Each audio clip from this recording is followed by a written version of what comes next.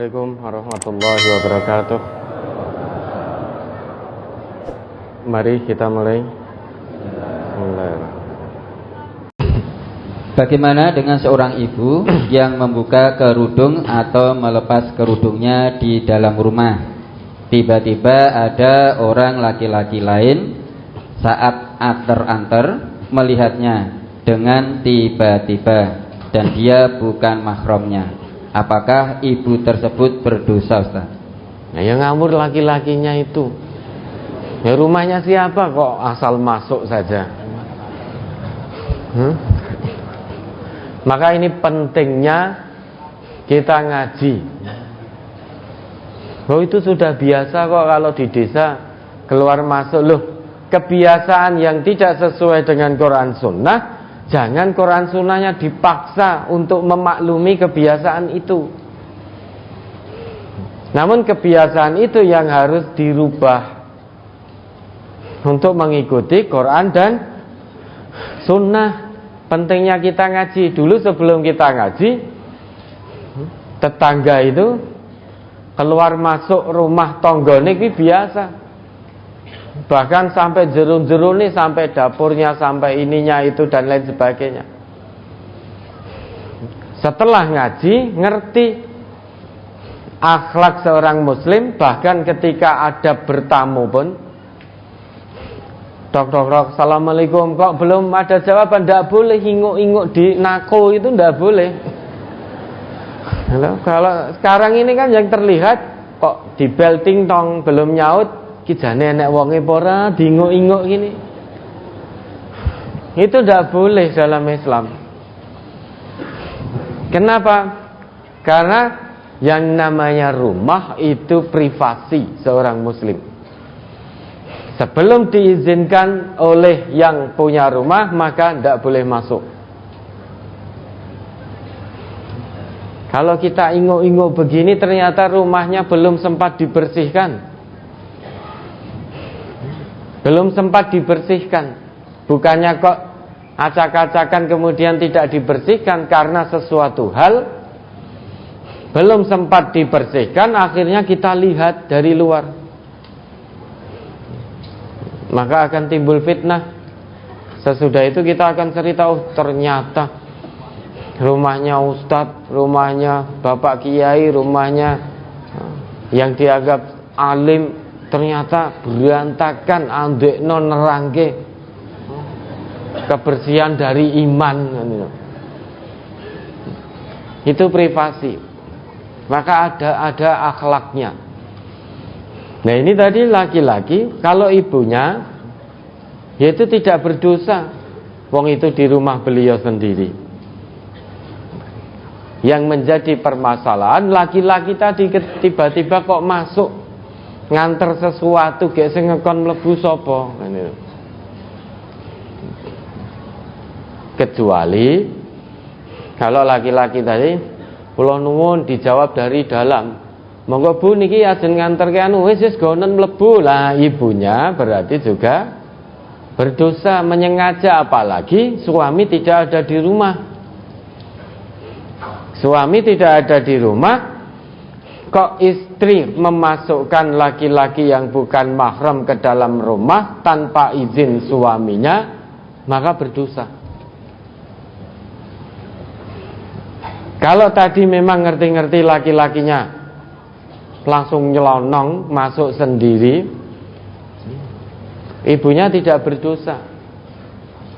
Bang, beliau lepas kerudung di rumahnya sendiri kok. Yang menjadi masalah laki-laki ini nggak tahu adab, nggak tahu akhlak. Itu sudah terbiasa, kebiasaan yang tidak pas dengan Quran Sunnah, tidak pas dengan ketentuan Islam. Jangan sampai ketentuan Islam, aturan Islam dipaksa untuk memaklumi kebiasaan masyarakat. Meski wis mendarah daging toh. Meski sudah mendarah daging kebiasaan itu, kalau memang tidak sesuai dengan nilai-nilai Quran dan Sunnah, ya harus dirubah. Harus dirubah kebiasaan tradisi yang sudah mendarah daging. Ini bukan hanya masuk ke rumah tetangganya tanpa izin, kok asal nyelonong sampai ke dapur, buka meja makan, nenek tempe dimakan, nenek anu. Iya toh, kan biasa toh itu di masyarakat. Langsung masuk, masak apa yuk? Sampai belum dijawab wis buka-buka dhewe, jika sego dhewe, jika tempe, jika tahu makan. Ini kebiasaan yang tidak pas, tidak baik.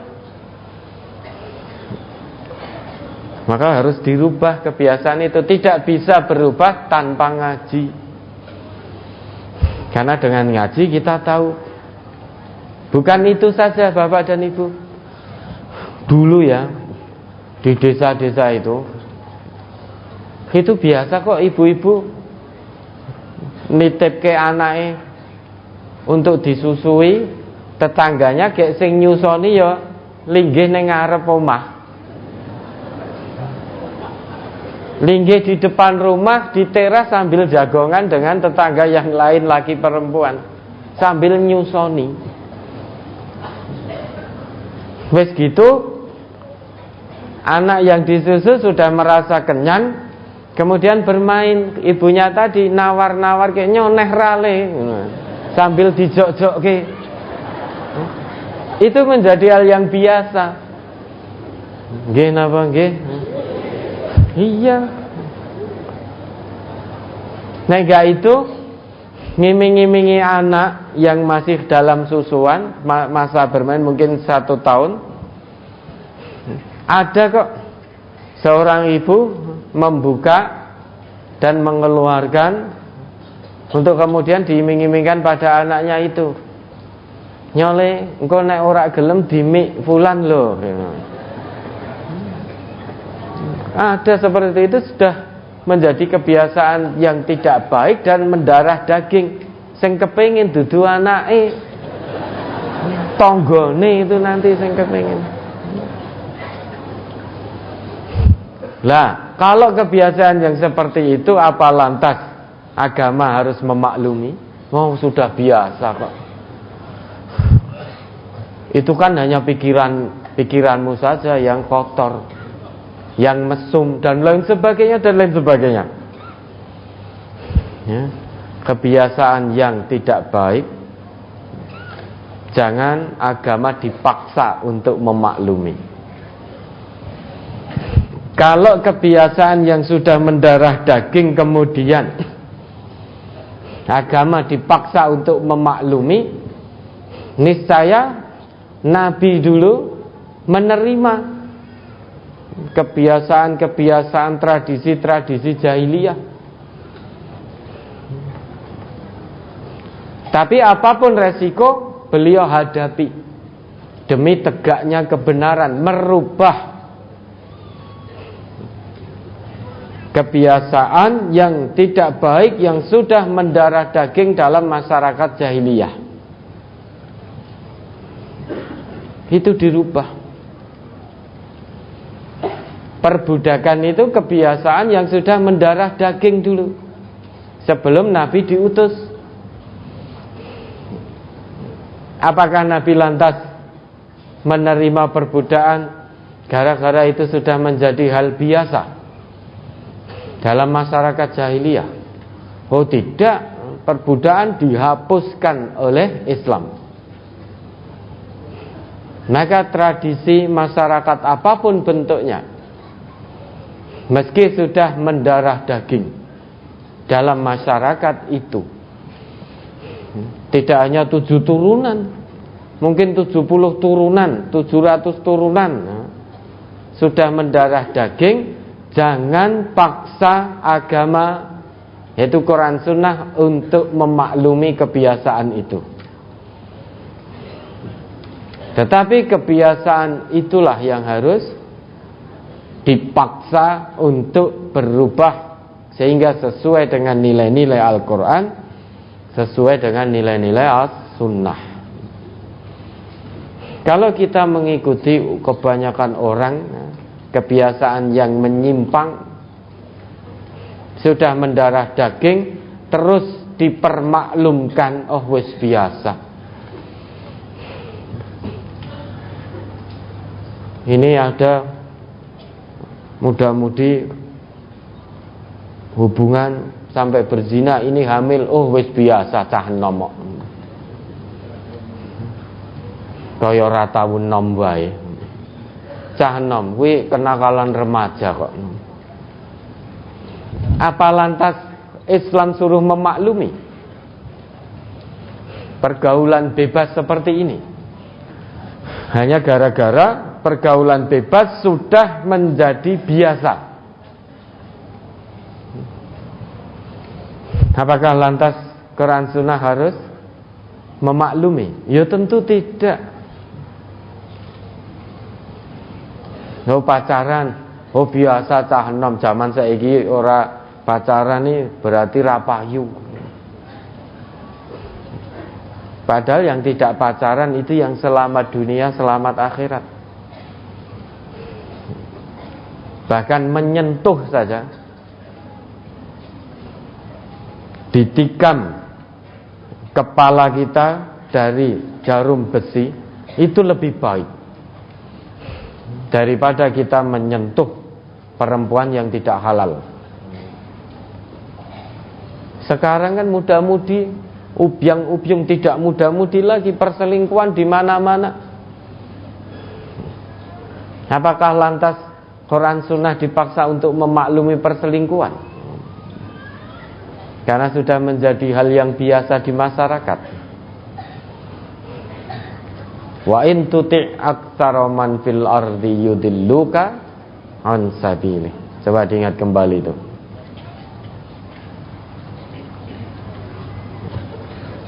Surat Al-An'am surat ke-6 ayat 116. Wa in tuti' aktsara man fil ardi yudilluka an sabilillah iyattabi'una illa dhanna wa inhum illa yakhrusun.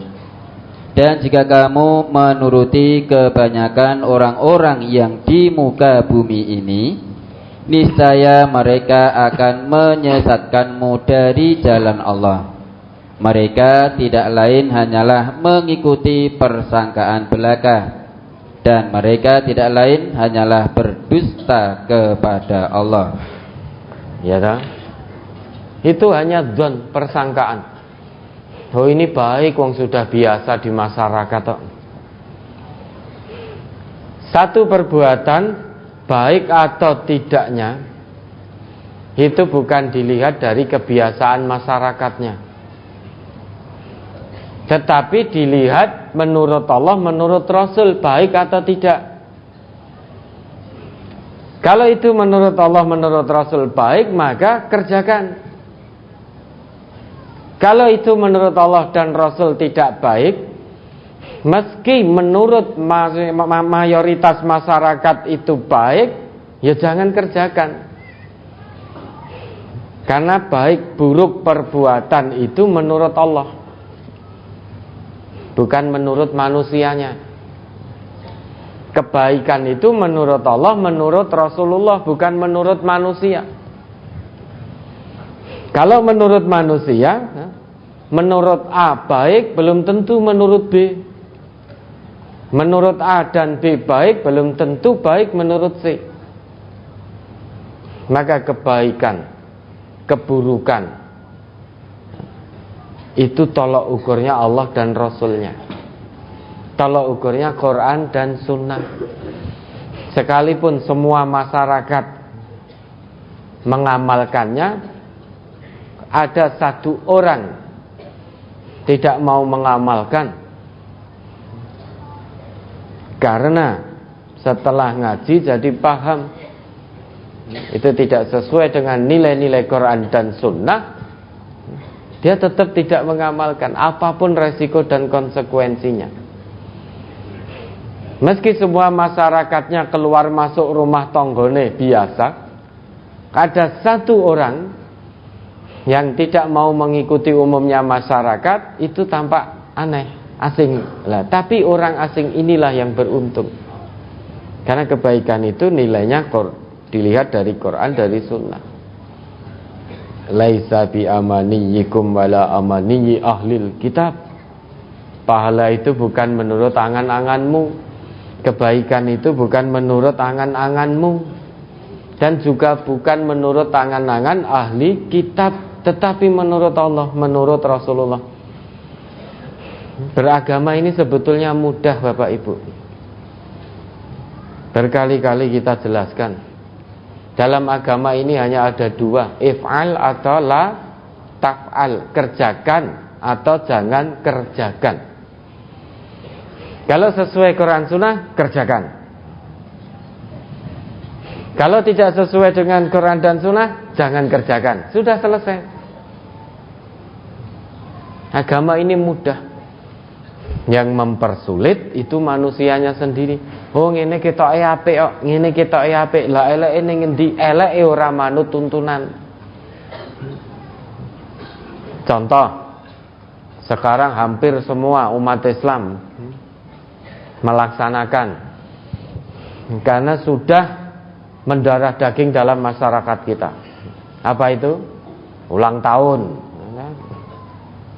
Ulang tahun. Kayane rapopo. Padahal yang namanya ulang tahun ini tidak sesuai Quran, tidak sesuai Sunnah. Tetapi banyak orang yang ngaku Islam ikut-ikutan, merayakan ulang tahun kelahirannya, ikut tiup lilin, ikut nyanyi-nyanyi, dan lain sebagainya. Bahkan kita pun tidak jarang kok kirim pesan. Oh, saya tidak kirim pesan selamat ulang tahun. Iya, milad Said, dibahasa Arabkan, milad Said, dan lain sebagainya. Wong tambah umur kok malah dikeplok-keploki, malah dinyanyi-nyanyi gitu. Tambah umur itu berarti lebih cedak, lebih dekat lagi dengan hari kematiannya. Harusnya merenung, muhasabah, apa yang akan dibawa nanti sebagai bekal menghadap Allah. Lawang arep mati malah dikeploki. Wong ulang tahun loh, tambah umur berarti semakin dekat dengan hari kematian. Malah seneng-seneng nyanyi-nyanyi, keplok-keplok. Harusnya muhasabah. 1 tahun umurku berkurang, hari kematianku semakin dekat, karena umurku sudah berkurang 1 tahun lagi. Kalau Allah berikan waktu kita di dunia 50 tahun, umur saya sekarang 48 tahun, andai kata kita tahu loh ya, Allah beri saya 50 tahun, umurku wis 48, wis kurang setahun meneh dadi 49, karek setahun. Andai kata kita tahu hari kematian, maka itu hari kematian dirahasiakan oleh Allah. Jika manusia tahu hari kematiannya, ya toh? Misalkan saat ini saya tahu nanti jam 10 hari nafas terakhir saya. Ini udah jam 9.43. Berarti kurang 17 menit. Saya tidak mau bekerja, bermaisah, itu tidak mau. Misalkan diingatkan oleh istri, Mas, niki saatnya untuk maisah dan lain sebagainya. Pokoknya ra ngerti, umurku karek 17 menit. Yang akan saya gunakan, saya akan ibadah terus. Niku leh putrane kelaparan belum makan, golekno sing umurmu jek 2 dina gitu. Andai kata kita tahu usia, maka dirahasiakan oleh Allah. Ya. Nah, kebiasaan-kebiasaan yang tidak baik jangan diikuti. Meski Banyak manusia yang mengatakan, "Oh iki apik ora apa-apa, engko dosane tak tanggungi," itu ngapusi. Kalau ada manusia yang mengatakan, "Wis lakonono ini, laksanakan ini, kalau toh dosanya jadi tanggungan saya." Dah, kalau ada yang seperti itu, yakini itu menipu. La taziru waziratun wizra ukhra. Menyesal nanti kita sampai di hadapan Allah. Ternyata dulu yang dijanjikan engko dosane tak tanggunge, ternyata ya ngapusi wong dheweke dhewe nanggung dosane ora kuat, apalagi nanggung dosa orang yang disesatkan. Maka kalau ada orang memerintahkan kita, dah laksanakan ini, umpama dosa ulang tahun kuwi engko tak tanggunge dosane, itu menipu. Ya, ndak usah ikut-ikutan. Segala sesuatu kebaikan landasannya Quran, kebaikan landasannya sunnah. Nabi yang paling mengetahui, maka Nabi mewariskan ilmu, yaitu Quran dan sunnah. Sampai dijamin sendiri oleh Nabi, lan tadillu, sekali-kali selamanya kamu tidak akan pernah sesat jika kamu berpegang teguh pada keduanya. Hanya dua yang diwariskan oleh Nabi kita, yaitu Quran dan sunnah. Meski kita tidak hidup sezaman dengan Nabi, namun Nabi wariskan itu, dua hal ini, sehingga kita pun bisa mengambil warisan dari Nabi ini untuk kita amalkan dalam kehidupan sehari-hari. Sehingga dua warisan Nabi ini kita jadikan komitmen dalam menjalani amanah kehidupan yang Allah berikan ini. Jangan ikut-ikutan umumnya masyarakat. Wada'il awwama, tinggalkan keumuman orang. Kalau keumuman itu sudah mendarah daging dalam masyarakat, tetapi tidak sesuai dengan nilai-nilai agama, maka tinggalkan. Jangan takut, fala takhshawhum wakhshawni. Jangan takut pada manusia, takut hanya kepadaku, kata Allah begitu. Saat kita meninggalkan keumuman masyarakat, yang jelas akan mendapatkan caci maki, akan dirasani, akan diribai, bahkan mungkin diintimidasi, mungkin disakiti, dan lain sebagainya. Namun jangan gentar, jangan mundur satu langkah pun. Dijanjikan oleh Nabi, fatuba lil ghuraba, beruntunglah orang-orang yang asing, sing ora umum. Umumnya pacaran, ini ada pemuda-pemudi yang tidak pacaran, dipoyoi, ndak masalah, dihina-hina, ndak masalah, karena kebahagiaan itu nanti di akhirat. Kebahagiaan dunia itu hanya semu, menipu, sudah semu. Maka jangan tertipu dengan kebahagiaan dunia. Hari ini bahagia, nanti 5 menit lagi bisa kita bersedih. Maka kebahagiaan dunia ini semu dan menipu. Raihlah, usahakan kebahagiaan itu hanya di akhirat. Kalau mengedepankan kebahagiaan akhirat, dunianya pun dijamin oleh Allah kita akan bahagia. Maka jangan takut, jangan gentar untuk menyuarakan kebenaran. Kebenaran Quran, kebenaran sunnah harus tegak. Penyuara kebenaran Quran sunnah tentu akan menghadapi ujian dan rintangan.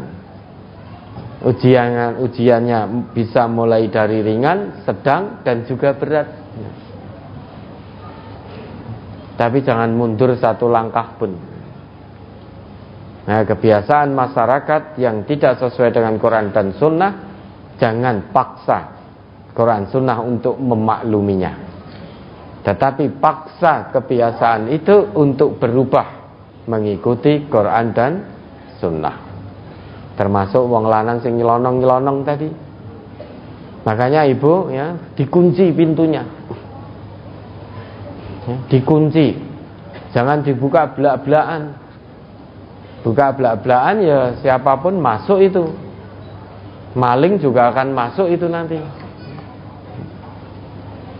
Ya kalau memang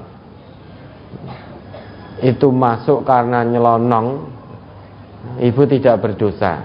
Tetapi kemudian kedepannya lebih hati-hati, dikunci rumahnya.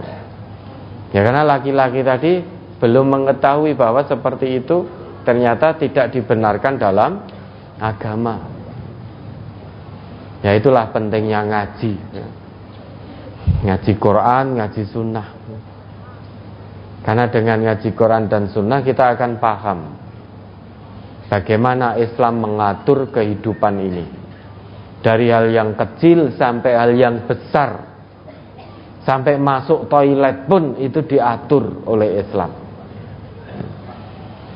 Sehingga kehidupan seorang muslim itu dari bangun tidur sampai tidur lagi itu diatur dalam Quran, diatur dalam Sunnah. Maka bersyukurlah orang yang hatinya dilunakkan oleh Allah untuk menerima Islam. Ini petanda bahwa hidupnya akan teratur dari bangun tidur sampai tidur lagi. Bahkan ngilu saja bercermin juga ada aturannya. Mau makan, mau minum ada aturannya. Dan aturan ini semuanya untuk kebaikan dunia akhirat kita. Maka kebaikan itu tolak ukurnya Quran dan Sunnah, bukan manusia. Ya, ada lagi.